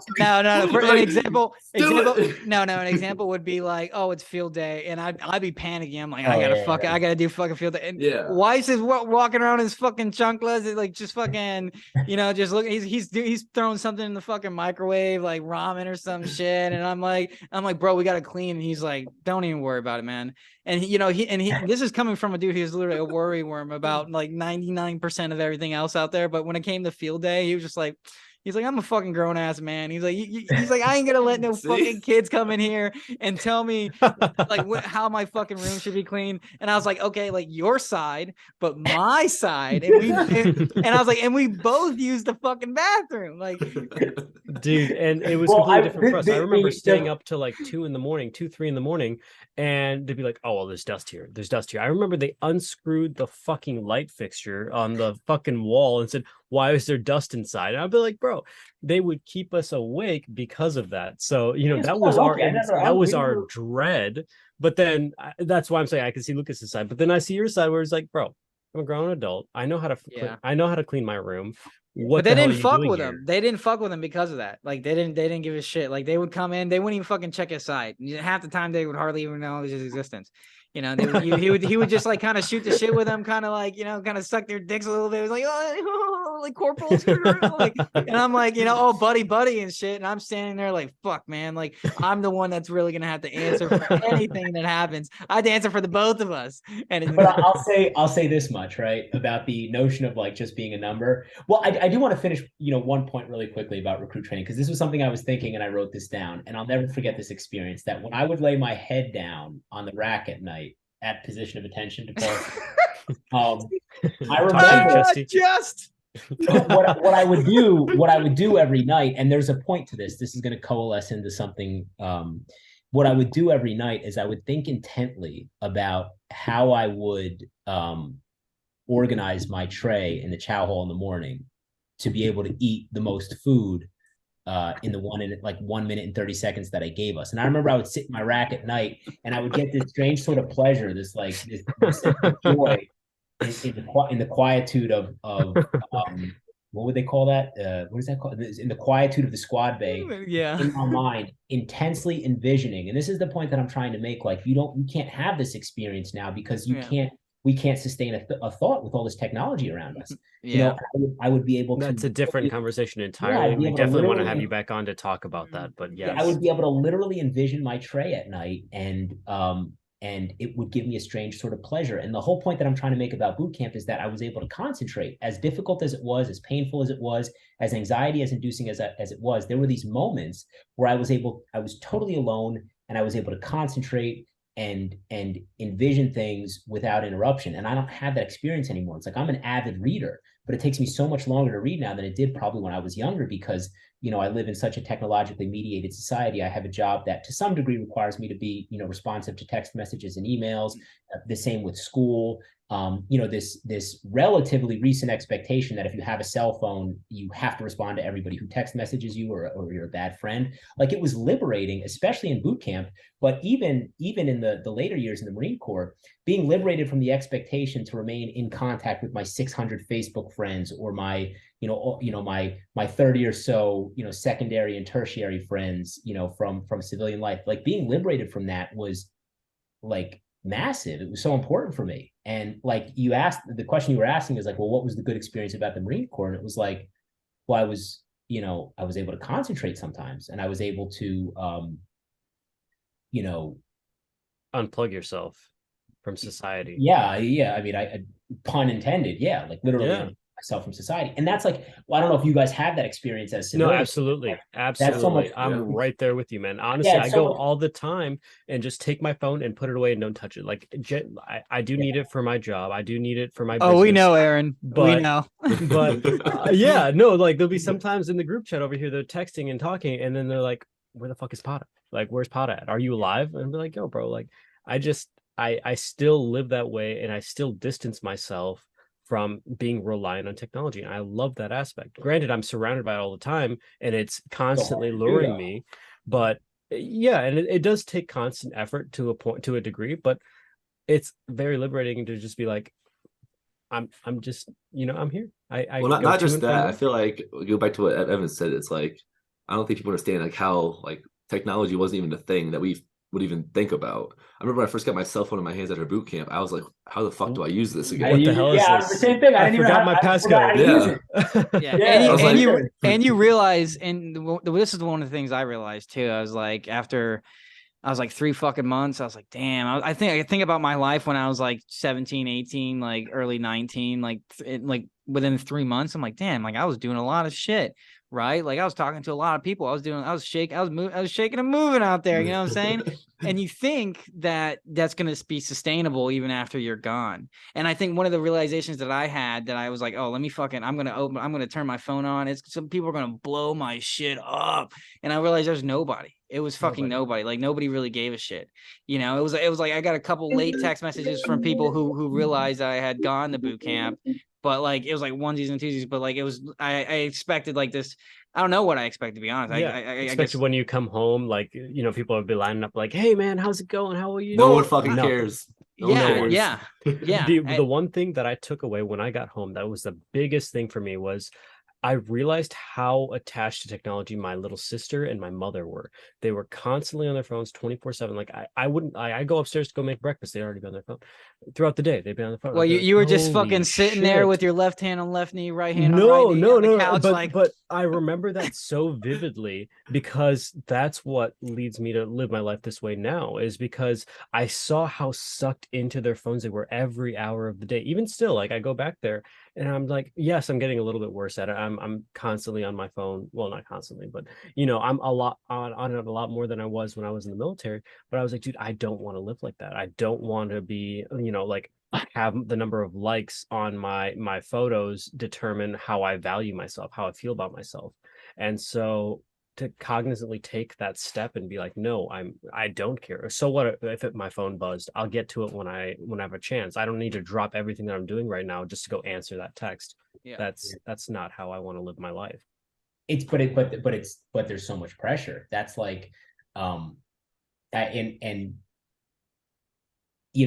was thinking to myself earlier today, how these things that are that were invented ostensibly as ways of bringing people closer together have actually driven us apart. And that's somewhat the experience that I've had with technology. Like in the workplace, like how is email used? Email is used to hold you accountable. Like I'm going to send you an email so that if you don't do what I tell you to do, I can then hold you accountable for it. Or I'm going to, even in the way that It's we a speak record. Yeah. locally, It's on the record. Yeah. well, think about the way that we speak colloquially, like, oh, I have receipts, like I kept text messages.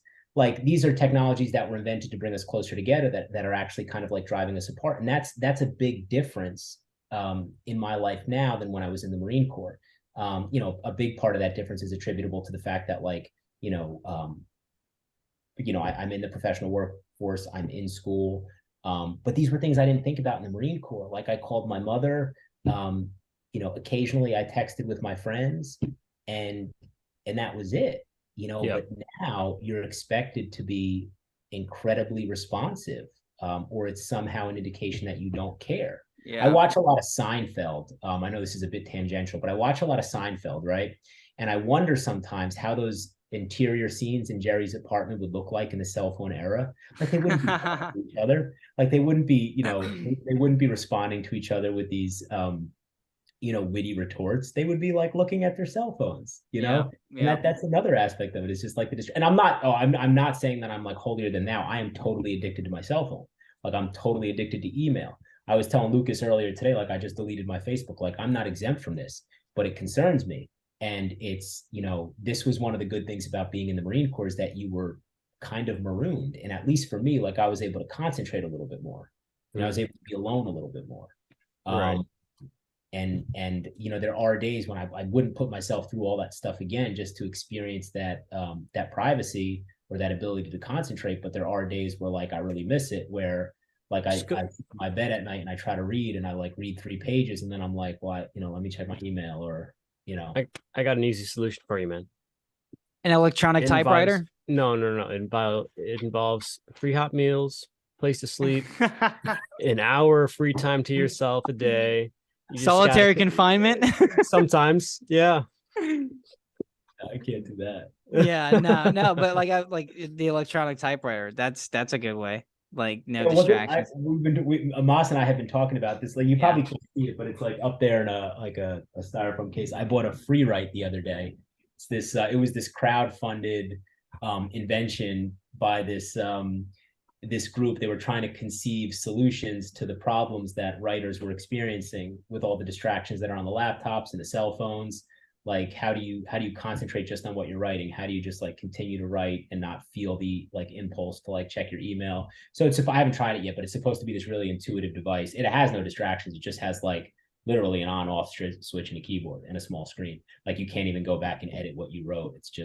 It's a distraction-free device as as it's advertised. But yeah, that was like that's something that I do like miss a little bit. And I know that's not everybody's experience. I know people were into their cell phones and like video games and stuff like that in the Marine Corps. I know people were really adamant about keeping in touch with like family, but I grew further away from family while I was in the military. Like I just, even now to this day, I don't talk to them as much as I feel like I should, like a good son should, but it is what it is. You're still a good son though. Yeah. I like to think so, Yeah, I think that's one thing that I really felt too, is like I thought I was closer with people. Like then like I left and it was like, oh, like just I don't talk to my family that often, talk to my friends that often and shit. And next thing I know, like I'm fucking like, oh, I'm going home and leave. Like go home and hang out with like one person. Right. Do like the same shit I always do, like fucking and head back to the fucking Marine Corps. Like I think that was a big thing too, like realizing like how like alone you were, like away from everybody. Even like you had your cell phone, but like who the fuck are you gonna talk to? All your friends are around. All your friends all around you. Like, and you kind of see this too. Like I don't know about you guys, but almost every leave block, I at least had a conversation. We were in fucking Hawaii. Like, well, not only that, but like I mean, every leave block, I think I had a conversation with at least a couple of my buddies about either like combining leave plans or like kind of doing something different, kind of maybe the country, like something different. Like we always it was kind of almost anything not to come home, to be honest. Yeah, because there's nothing at home, man. Like you've done that, you've lived there for however long. Family's nothing. Like no, not saying family's nothing, but I'm saying like, yo, you see your family for a couple of days, great, you got your fix. now what? You know, you've got 2 fucking weeks, and I went to India for one of my leave blocks, right, to go back home to where I was raised. And it was such an interesting experience. I remember I got stuck in China for 4 days, and I didn't know what the fuck to do. I remember that. Oh, dude, it was that's a trip. I'll tell that story another day. But damn, man, like just those crazy things that you wouldn't even think of, and you're like, how did I function? Like, figure it out. You know what's funny? Leave is like an analogy for like the entire experience of the Marine Corps. And maybe like, if you've ever read Proust, this is like, you know, at the heart of his novels. It's like we live in either a state of desire or a state of nostalgia. And the stuff that comes in between, like the actual substance of life, is never what we think it's going to be. It's like it's never as fulfilling as we want it to be. And so for me, the Marine Corps as a whole, like I desired to be a Marine so intensely for all the reasons that we discussed at the beginning of the podcast. And now in civilian life, there are certain days in which I look back on it in nostalgia. And sometimes, you know, I lapse into these moments of like wonderment, like, well, what would it be like if I stayed in, you know? But, you know, the actual, all we did was complain to each other about how we didn't want to be there. You know, and that was the same thing. And that was like, and that was the same thing with leave. I remember looking forward to leave so intensely. And then when I got there, at the end of each of those 10 days, I would just be counting to myself like how many more days I had left. And I'd be like, oh my God, I have to do this, I have to do that, you know, but never actually enjoying the time. And I think that's like, I mean, that's a pretty, you know, that's a pretty dark analogy for life, but I think it rings true on some level, is that we live in this state of constant desire, that we expect things. When they actually take place, they're generally not as fulfilling as we hope they would be.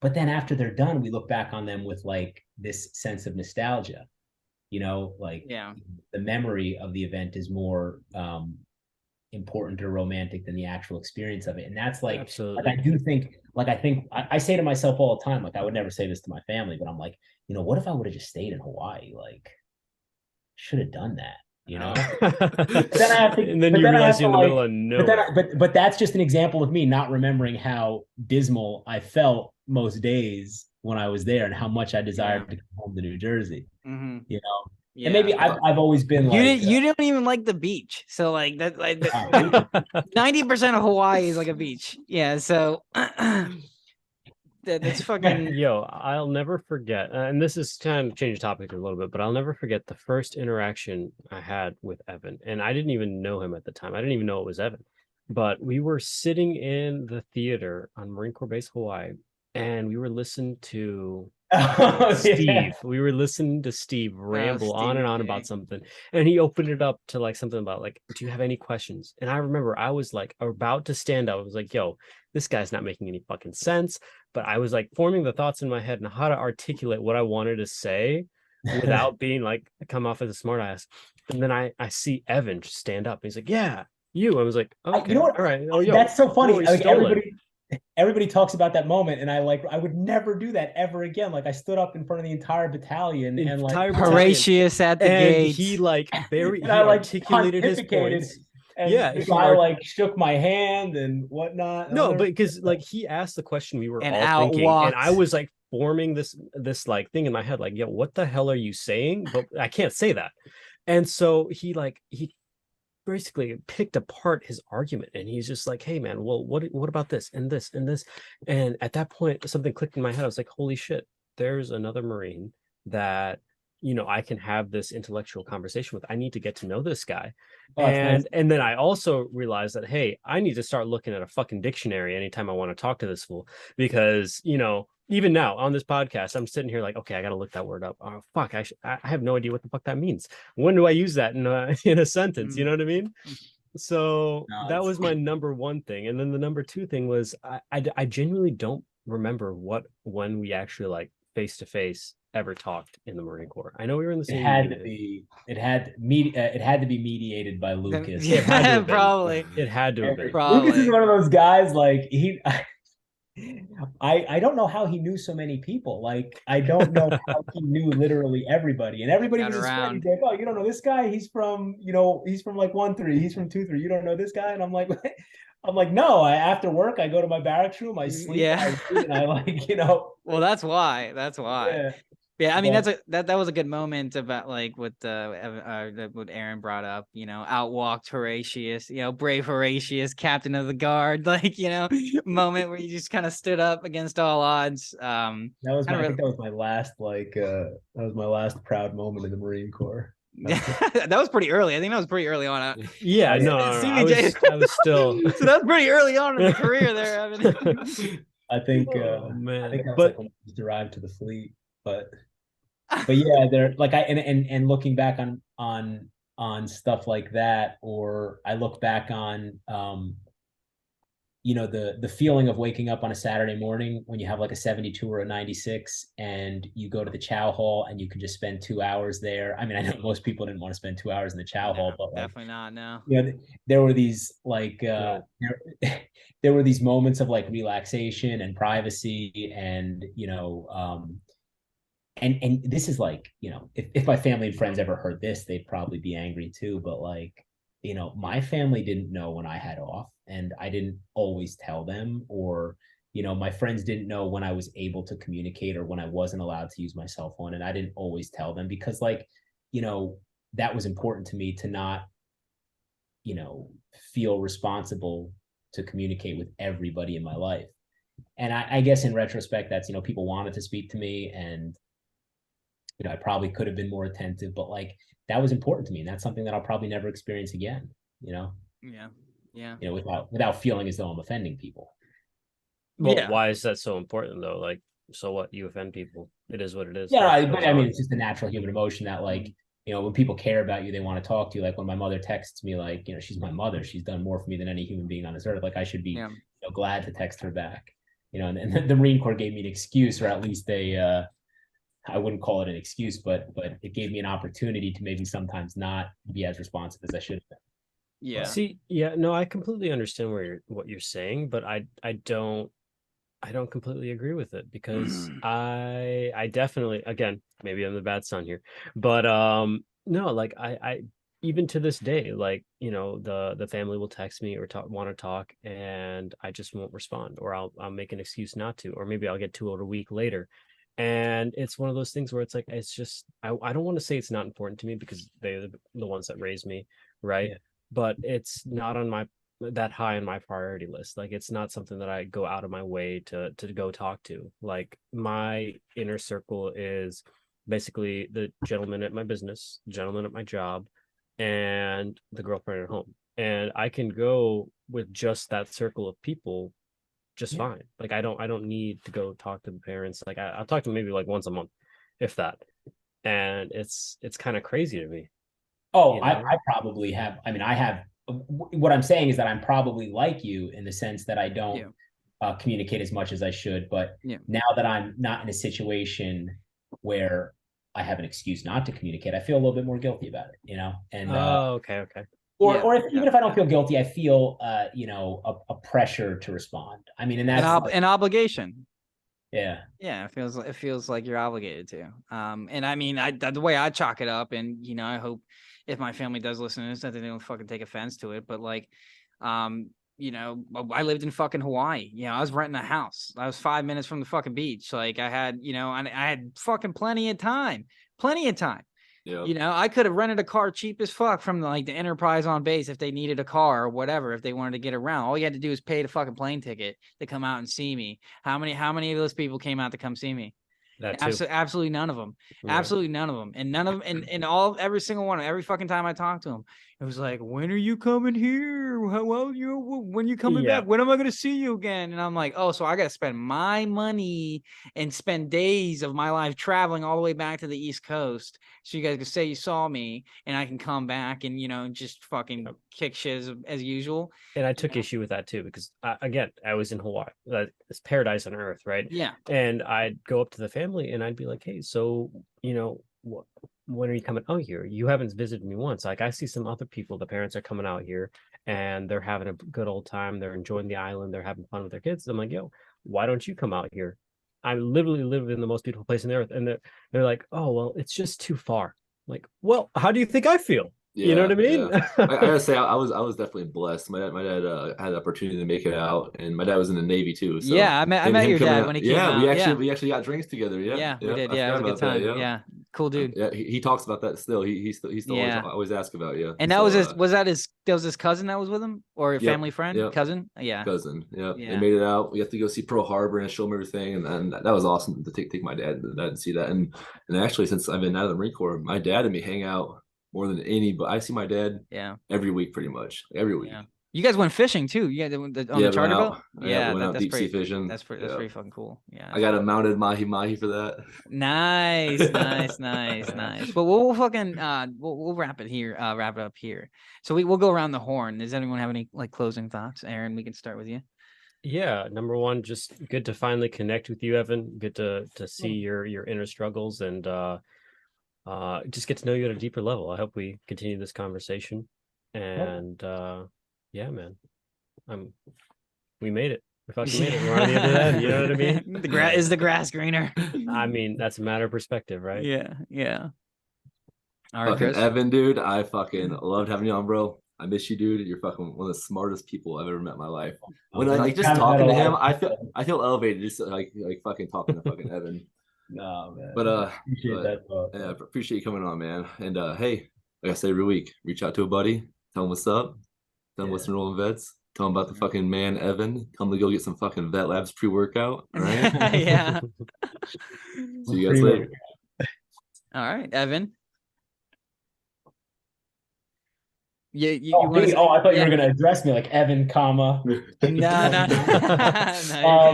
No, I certainly. I mean, you referenced inner struggles. I don't. I certainly didn't want to make this like a therapy podcast. My whole point was to sort of suggest that, even if one doesn't take away from the Marine Corps all of the things that are told to you by the recruiter, or that are in the fancy literature that they give you to go to the recruiting office, even if you don't take away the little placards too. The pride of belonging, right? And even if that isn't your experience, like you number one can't change it, and number two, it is a fact that sometimes people develop, like as I said earlier, friendships and intimacies that last a lifetime. And what I appreciate about what you guys are doing here, and as I said, I haven't listened to too many of your podcasts, but it seems to me like you're intent upon keeping people together and reminding people of those small but not insignificant moments of like joy and camaraderie and happiness that were that took place during our time in the Marine Corps. And no, just thanks for having me on, and this was such a pleasure, and hopefully I get to come on again. Oh yeah, definitely, because we still have so much to unpack. Yeah.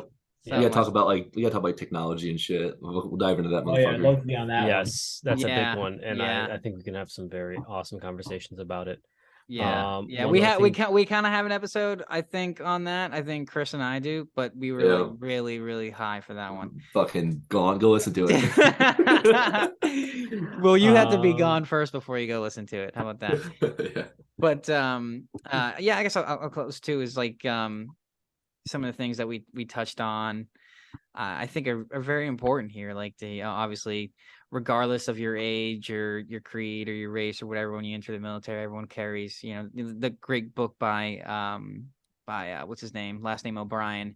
I don't want to give him an Irish nickname or an Irish first name just out of things fucking we carried.